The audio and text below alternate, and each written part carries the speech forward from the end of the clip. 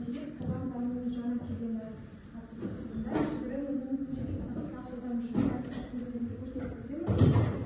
Оның ішінде алған тапсырмадан кейінгі сұрақ-жауап әдісі арқылы білімді пысықтау және бекіту тапсырмалары. Бірінші әдіс тәсіл бұл бізде асық сұрақ-жауап ойыны. Бұл жерде оқушылар алған білімдерін пысықтау, олардың қаншалықты меңгергендерін бақылау мақсатында осындай тапсырмалар. Бұл жерде әрбір асыққа сұрақтар немесе тапсырмалар беріледі, сол бойынша оқушылар жауап береді. Бірге ойнайды. Өзіне ұнаған асықты таңда.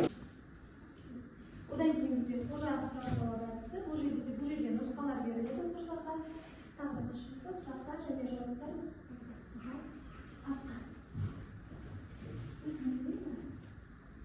Мына жерде сұрақ-жауап, оқушылар жауап бергеннен кейін бұл жерде оқушыларға осындай қожаның суретімен жауаптар шығады.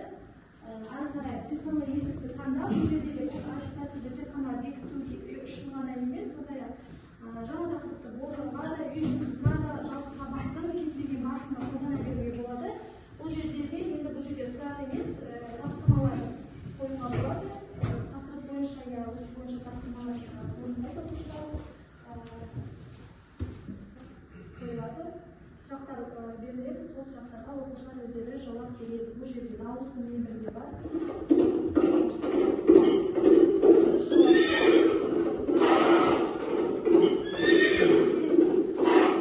Дұрыс жауапта осылай жаңағы жетеді.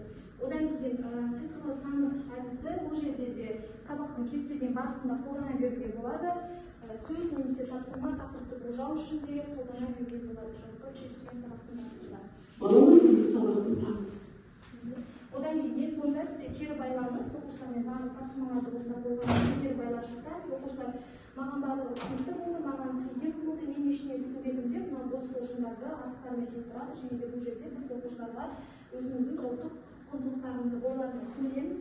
Мына жерде бұлай жұмыс жасайды, оқушылар шығып, міне осылай басқан кезде ішінен қоржындарды асыққа тұрады.